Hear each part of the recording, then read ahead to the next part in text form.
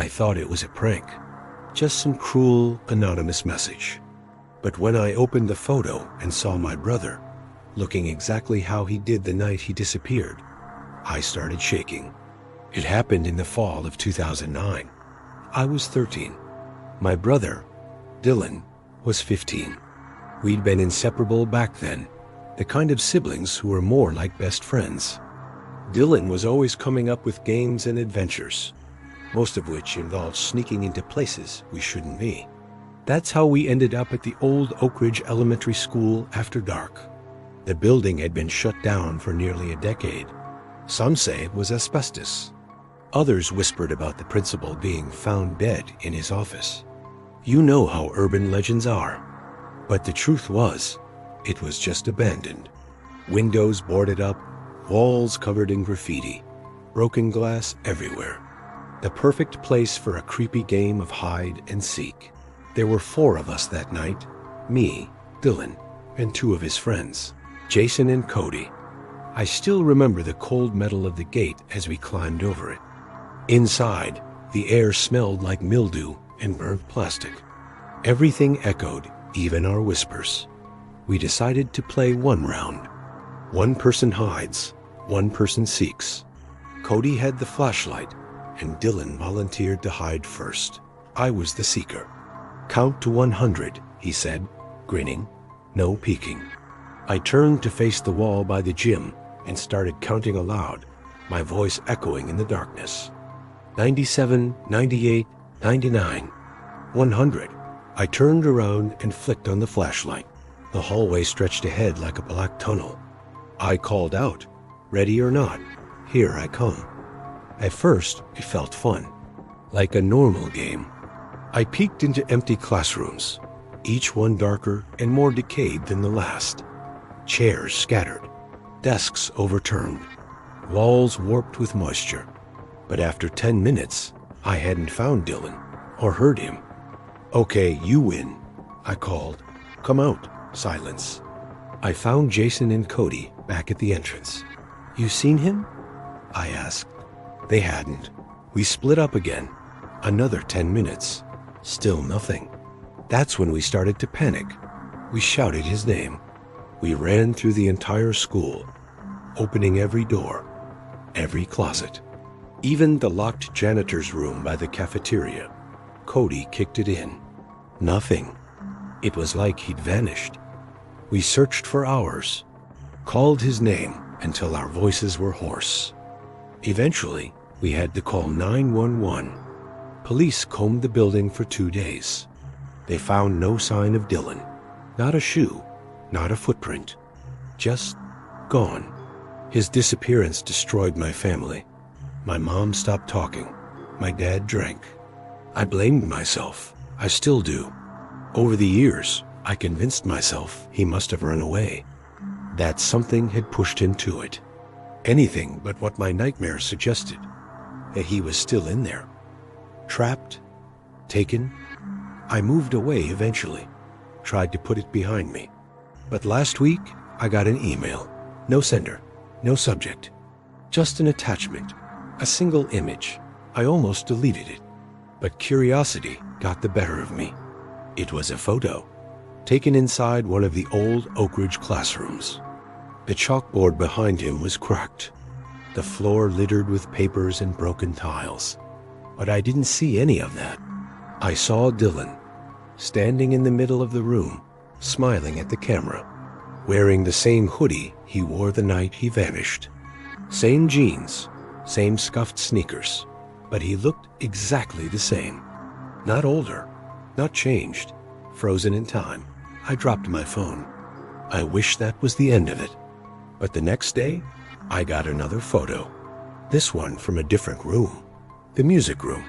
He was sitting at the piano, hands on the keys, still smiling, no dust on him, no grime.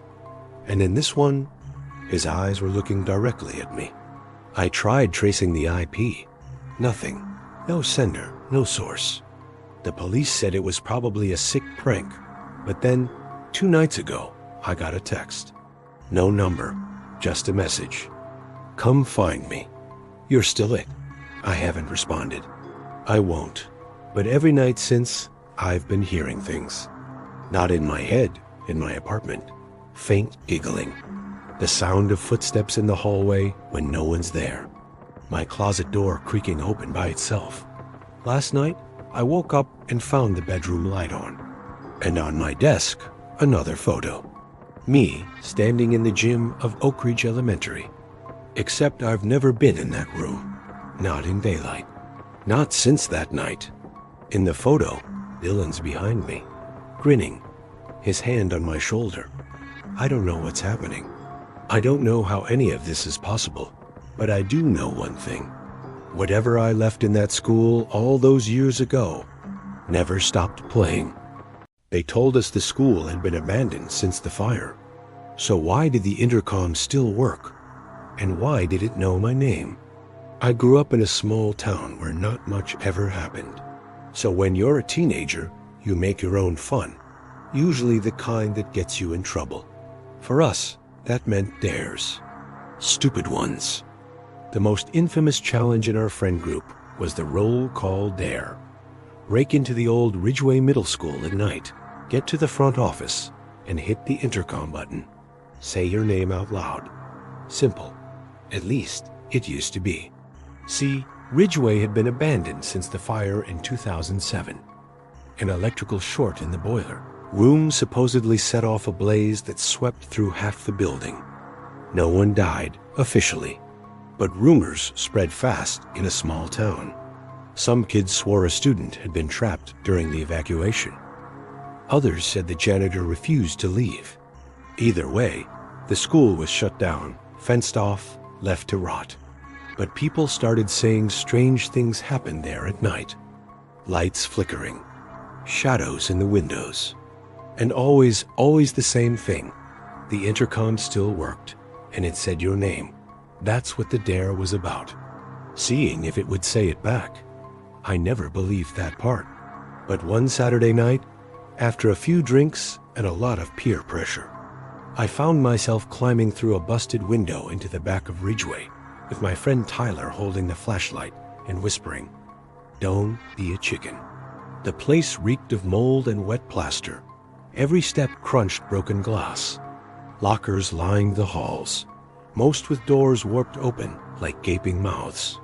We walked in silence, our sneakers squeaking on the dusty linoleum. I didn't realize how quiet it was until I heard the hum faint, low, like the building itself was breathing. The office wasn't far. We followed the decaying signs until we saw the cracked glass window with main office stenciled on it. The desk was still there. So was the old tan intercom unit, a plastic button in the middle labeled all call. I looked at Tyler. He nodded. Do it. So I leaned in, pressed the button, and said, "My name is Jordan Wyatt. I'm here." Nothing happened. We waited. The intercom hissed softly, but no voice came. Tyler laughed. Guess the ghost's on break. And then, ding. The chime that used to play before morning announcements echoed down the hallway. We froze. Then a voice crackled through the speaker. Garbled at first, but clear enough. Jordan Wyatt, present. The intercom hissed again, then silence. I looked at Tyler. His face had gone pale. Did you? Before he could finish, we heard it. The unmistakable sound of chairs scraping against the floor, somewhere deeper in the school. Slow dragging.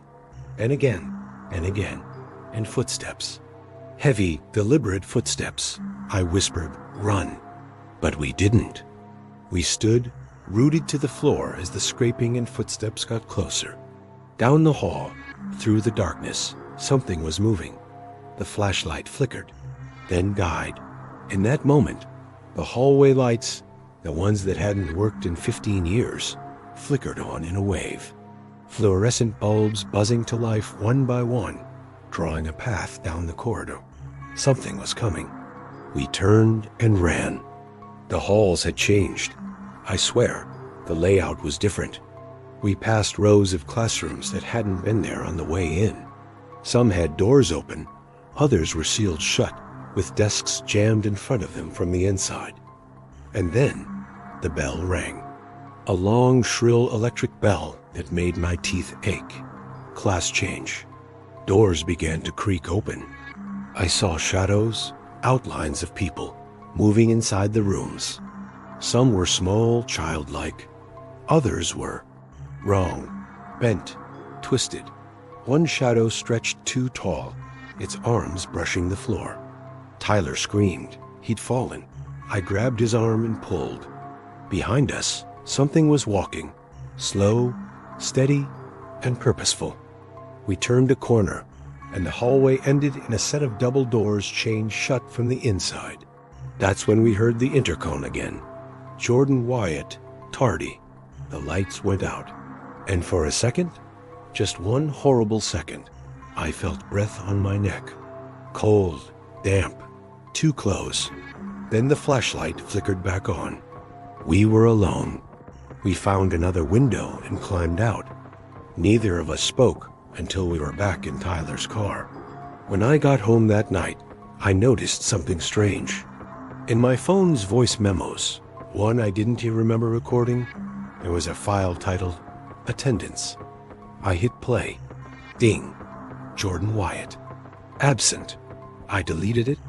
But sometimes, at 8 o'clock in the morning, the time Ridgway used to start homeroom, I swear, I hear that ding in the back of my mind, like something still waiting for me to show up. We thought the power was off. It had been for years. So when the PA system crackled to life and whispered my name in a voice that wasn't to mine, we knew something else was there with us. It started as a routine explore. Just me, my friend Lex, and his girlfriend Maya. We were into urban exploration. Abandoned buildings, tunnels, drain systems. Stuff most people wouldn't go near. Lex had found this place, West Ridge High School. Shut down since 2011. The town claimed budget cuts. Locals said the truth was darker, that a teacher had lost his mind and vanished into the school during a lockdown drill, never to be found. Either way, it had been sitting there rotting ever since. No electricity, no security, just dust, silence, and urban legends. We climbed in through a side window just before sunset. The gym was our entry point. Basketball hoops rusted, floorboards warped from water damage. Every step echoed like we were walking through a coffin. Lex was filming on his GoPro for our YouTube channel. Maya kept near the door, not thrilled about the whole thing. I'll admit, even I felt off. The air was heavier than normal. Cold, not just drafty, like it had weight. We moved through the halls with flashlights, shining them over moldy walls and shattered trophies in dusty display cases.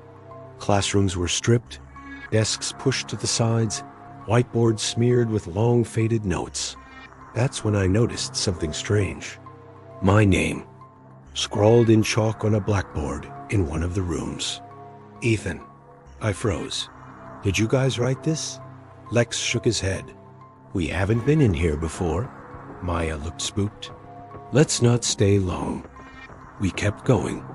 About 20 minutes in, the air changed again. A low hum, barely audible, like a TV left on in another room.